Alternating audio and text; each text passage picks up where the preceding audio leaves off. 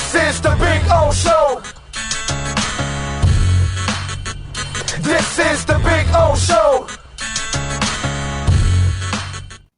Alrighty. How you doing, Ira? You feeling good? I'm doing good. And just to let the people know out there how the soup is made, I texted Big O. Heat are starting practice a little bit earlier, so I asked if I can come on a little bit earlier. But also because I sort of wanted to nip in the bud the whole, the Heat is great. They're going to sweep the Hawks. They're going to go 16-0 in the playoffs. They're going to win a championship. This is one game. They should sweep the Hawks. They should sweep the Hawks with one wing.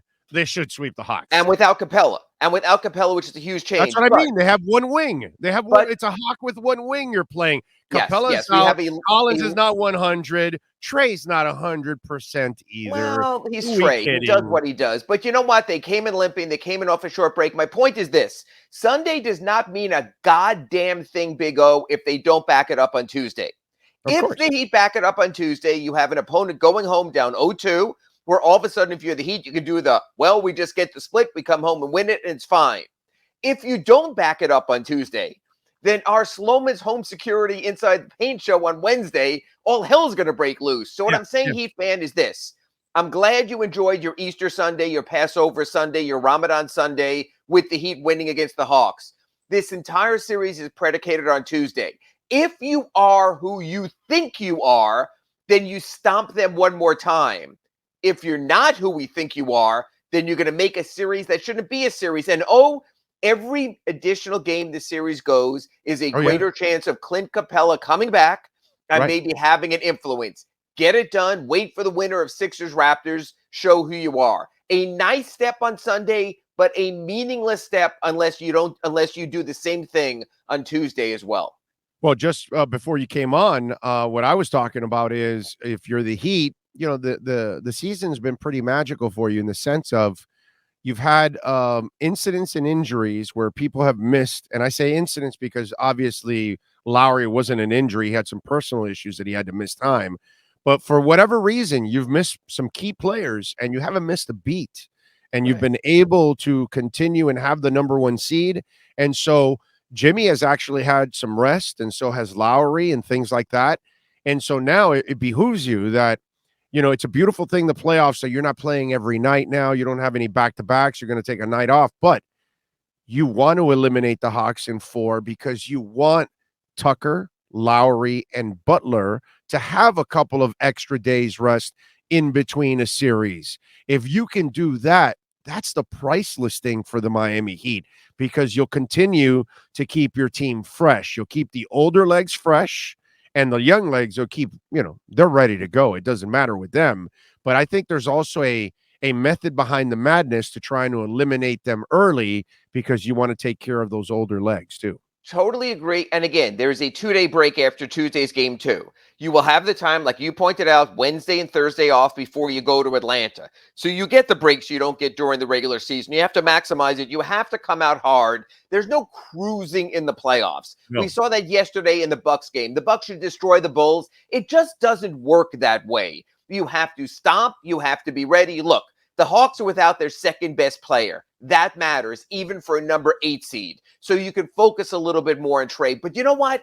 You don't want to give Trey a sign of life. Oh, so this is what I do. This is how I can do it. This is how I break free. It was one thing. You remember this, Big O. You've been doing this for 97 years. The Jeremy Lin game when the Knicks came in during Linsanity and Mario Chalmers and crew just absolutely destroyed his confidence, arguably for the rest of his career. But that was just one game. This is a 4-game series. You have to do on Tuesday what you did to Trey Young on Sunday to prove that it works, that you can keep going. Look, the kid is great for the NBA, but you've got to break his spirit. That's what you got to do now. And then you can worry about the hair club for men and move on from there. Yeah, no, I'm with you there. By the way, last night, I think, or yesterday afternoon, the other thing I talked about before you came on was synergy took place, perfection took place, and that's Duncan Robinson. And it's not so much his performance, it's his place on the team, because it took months to do it, but the right balance is set. while Strus wasn't amazing last night, he brings the balance to set the tone offensively and defensively with the starting unit. And Robinson gets the shine now in the second unit against second teamers. And when he has to defend, at least he's kind of defending some second teamers too. And yesterday, it's not a matter of making a case to saying, well, maybe you should start again. No, it's cementing the case that having a Tyler and a Duncan off the bench can be one of the deadliest combinations in the NBA. Again, the Heat had 2 players this season who, as a reserve, average in double figures. We know about Tyler Hero, his 20-point average, top in the NBA among reserves. He will be your NBA Sixth Man of the Year. But we also know that Tell him you're busy. Tell him you're busy. You know what? That was actually my alarm when I was going to do you at 10:20, so I apologize. Right here, it says, wake up, Big O Show, so I apologize. So you have Tyler average 20, but Duncan Robinson averaged 10 off the bench. They're the only Heat players as reserves this year that average double figures. It works better. And, this is what you've said for the last couple of weeks, whether it was on our Acura Pembroke Pines reports on Monday and Friday or Slomin's home security on Wednesday. He's playing second-team players. It works better for him. Look, guys have made careers, the Lou Williams and guys like that. They've built careers, Jamal Crawford, on playing against those kind of players. I wrote a story about this at sunsentinel.com. It's posted. And even Duncan said, when you get this scouting report, the starters know, do not leave this guy open at all. And you even see sometimes the top opposing defender guards Duncan so he can't get going. But when you're cycling through reserves, you never know who's a reserve. Are you the first reserve, the third reserve, the fourth reserve? So Duncan comes in and his man loses him because they haven't had that kind of singular focus as a starter. And I like what Duncan said. Usually he can get his first shot or two and wind up, the guy's like, oh, yeah, that's the Robinson guy who was so good as a starter, and he gets him going. I'm not saying it's always going to be 8 of 9 of threes, but it's a night switch. That's what Erik Spoelstra's done every year, is he keeps working through his lineup, just like people are going to me, well, this guy didn't play last night, no Caleb Martin yesterday. There'll be a moment when they'll unleash the Kraken when they have to, and Caleb Martin will play also. The depth is good, but we've said all season, you go 9 deep. That's your comfort zone with this team. Maybe the 8th and 9th man, whether it's Gabe Vincent or Dwayne Dedmon. If an opponent goes small, you work through that. Absolutely. By the way, the under the radar player of the game, Gabe Vincent, 7 assists, 1 turnover. I mean, I thought he really, added something, and a lot of people aren't going to be talking about Gabe Vincent today.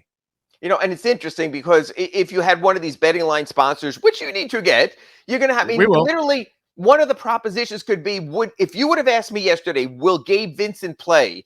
I would have told you, honestly, Big O, and being candid here, I'd say about 50-50. Again, we have our starting lineup. Tyler's your first reserve. Dedmon, if they have a big, your second. Duncan, your third. I thought it was going to be Caleb. I thought it was a big deal when Cody Martin, his brother, showed up. Always going to see his brother be the tray stopper. And I wrote my notebook at the Sun Sentinel about that. I was surprised that Caleb wasn't part of the mix. But Erik Spoelstra sees what we don't in practice. And he's seen this developing Gabe Vincent. Big O, you know this. For years, Ira Winderman has gone to Pat Riley about having a backup point guard. I mean, this is a 10-year kind of thing. Erik Spoelstra clearly has confidence in Gabe Vincent as that player. And that's all he wants. Hit a shot or two, get some assists, don't commit turnovers, and defend. And you know what? It takes a special player like that, because a Goran Dragic type, of course he wants to score. That's who he is. Gabe, you can put in a box, and Gabe will say, okay, that's my box. I'll fill that, but I won't try to do more than A, B, and C. And you see how that worked out so well. Yeah, that was sweet last night. All right, let's go around the league a little bit. I thought, listen, while Tatum and Brown are phenomenal and they've been phenomenal, this is where I need to see them shine, and this stage. And, last night it almost slipped away from them as your dangerous Nets, came back, and Kyrie, middle finger and all, was trying to power them through. Hell of a play for Tatum to end that game with that spin. But, for me, those two cats really need that kind of a performance. I think they need to win this series, because you get kind of tired of hearing about Tatum and Brown. Well, dude, this is the stage. You need to perform now. And really, their only third guy there is Marcus Smart. If you're trying to form a big three, I mean, they got Derek White, they made some other moves, but it's basically, Marcus Smart is the third guy. He's had his moments, but you can't rely on him. And again, they were one play from the exact opposite narrative. That's the beauty of the playoffs. During the regular season, you always tell me this, Big O. You go, oh, don't worry about last night. There's 82. They'll find their way. 4-game losing streak. They'll be on a 6-game winning streak soon enough, Ira. It'll be okay. And you're always right. In the playoffs, every game matters, and especially that is not your typical number 2-7. And we said this all along. If the Nets are going to play the Heat, it wouldn't have been your typical 1-8. It's not like the West where it's all falling into order. So, yeah, Boston barely survived. Bad defensive play by Kevin Durant. Lost his man at the moment of truth, was ball watching. All of a sudden, Tatum sneaks behind him. But that series sure as hell has the look of 6 or 7. The Celtics are going to get worn down. I honestly don't know if the winner of that series will have much of a chance against Milwaukee in the next round after what they're going through in this round. Milwaukee's going to be done no more than 5 games against Chicago. Yes. That's my problem. It's like watching the Sun series.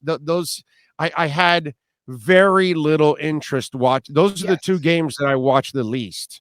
Was the Milwaukee and the Suns one, because I just don't give those opponents. You know what the answer is. You know what the final result is going to be. You don't have to be a basketball savant to know how those 2 series are going.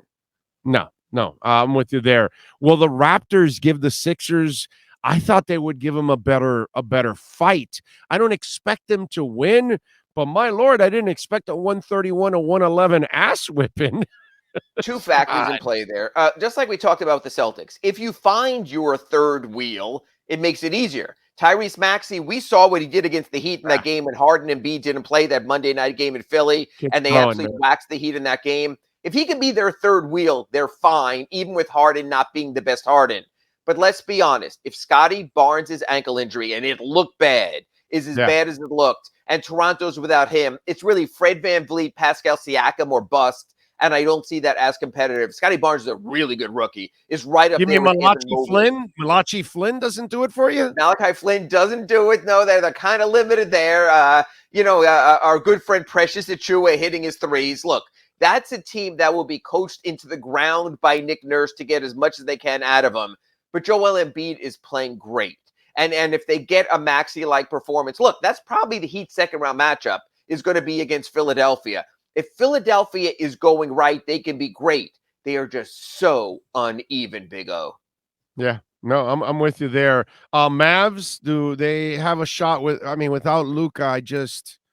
It's hard for me to see them get by in this series. No, you look at Dallas and you look at the rest of the roster and what they were playing, especially with Hardaway out now also. They just don't have enough. Right. When you're a singular team, it all rides on one player. It's a dangerous way to build a team because in the playoffs you're in trouble. That's the good part about the ensemble Heat. Tyler Hero was awful yesterday, but he's coming. There'll be a better Jimmy Butler. There'll be a better Kyle Lowry. There sure as hell will be a better Bam Adebayo. But when you ride the one guy has to be available, has to be healthy, and has to be great. Yes, you can do it that way when you have a Jokic or a great player like that, but it's a hell of a lot harder to do it. Dallas without Luka Doncic probably isn't a playoff team. You might as well have subbed in the Clippers instead. You might as well have subbed in one of the play-in teams instead. It's just not a competitive matchup. And by no means does that mean that I think that Utah is very good either. I mean, they are an uneven team also, so I wouldn't overstate the Jazz. They just got the right matchup at the right time. Yep, I'm with you there. All right, what are you working on the Sun Sentinel so folks can check you out? Well, I did that story about Duncan Robinson as a second teamer and how it's put everything in order, so I think that's important. When I go down to FTX Arena, it should be done with practice about noon. You'll see it at sunsentinel.com. I really want to get Bam Adebayo's voice on not being one of the 3 finalists for Defensive Player of the Year. Look, this is not to denigrate the 3 who made the final cut. No matter what you say about Rudy Gobert, it's almost like voter fatigue. He should be in the final 3 at least every year, Big O. He is a one-man defensive anchor. He does all the things right in that role that Hassan Whiteside didn't do in trying to be Rudy Gobert. I understand that. You can't argue with Mikal Bridges and what he's done with the Suns. They're the best team in the league. They're dominant defensively, and he guards all 5 positions. He's a revelation. I have no trouble with that.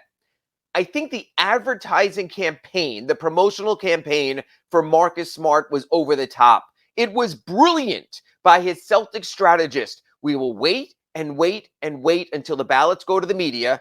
Then in the final 3 weeks of the season, we will start this all-out blitz. We'll come with our numbers and our video and our talk. And it's almost like, and I kidded Cooper Moorhead at Heat.com, who tried to do his job, as if the Heat were out-campaigned. You know, as if Hillary's people were encircled by the Trumpers at the end and went down to a loss. I think that's what happened to Bam. I think Bam got really short-sold and should have been there ahead of Marcus Smart. Not saying he would have won it, but I'm really curious. You know him well enough, Big O. But you got to ask him the follow-up question. Sure. If you're finalist and you're not going to win anyways, does it really matter? I mean, well, that's like Eric Spoelstra's a finalist. The question you have to ask him is, do you deserve the award? Forget about being a finalist. He's already told us.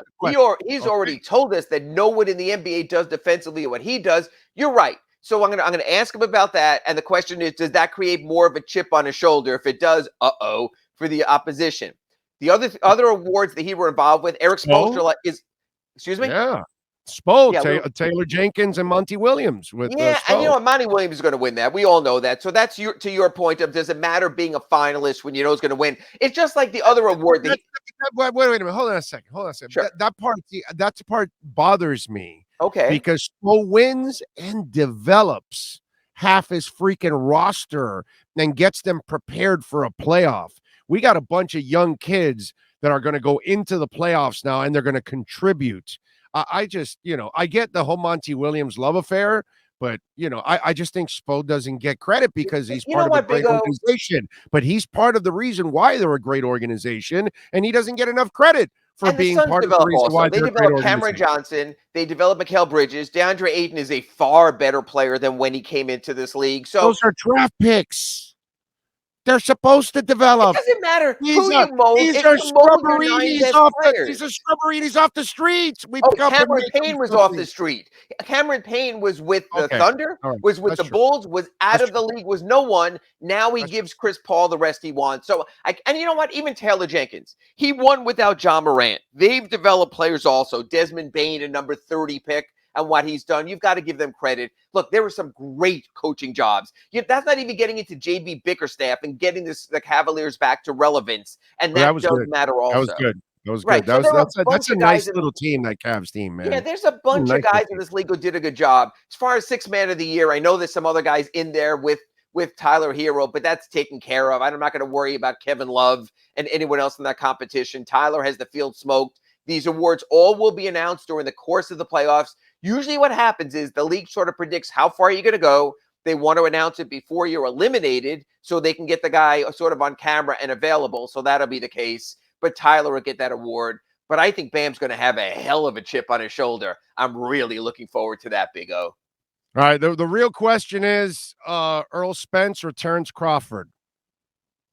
Spence needs one more, and he gets all four belts. So I think I'm going to go in that direction right there. You see, that's what I love about Ira. I can talk all sports with Ira. How about that? Hell, who would you pick? Who would you go, Spence or Crawford? Because that's going to be that's one of the best fights in the last 25 years, by the way. I would go for Spence just because I figure he wants to sort of complete his, his grand slam, shall we say. Hell, I even watched Inter Miami on Saturday and what they did in Seattle, and that's a hell of a win. And we all know. You know what? Oh, this is your classic case of addition by subtraction. We know who they've taken out of the mix. They've gotten the sloth out of there, and they've succeeded. I'm really curious to see how that plays out.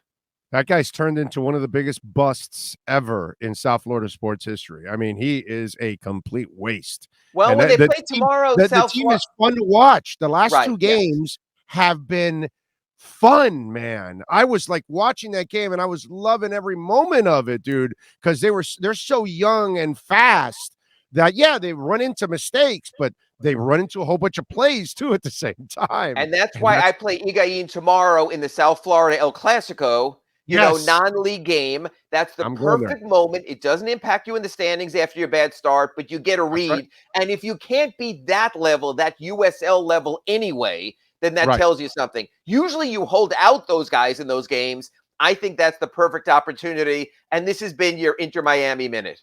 There you go. That's right. And I'll be there at FIU tomorrow. It's right here in my backyard. I'm going to go see that U.S. Cup, U.S. See, Open I Cup know game. things, Big O. I know things. I know you know. I know you know. Follow him on Twitter at Ira Heatbeat. Catch his exceptional work there at the South Florida Sun Sentinel, covering the Miami Heat and the Inter Miami squad, too, at the same time. There you go. Ira, thank you as always. Catch you on Wednesday, full hour, Slomin's Home Security, Inside the Paint, 9 a.m. Thank you, Big O. There you go. Ira and our Acura Pembroke Pines Miami Heat report.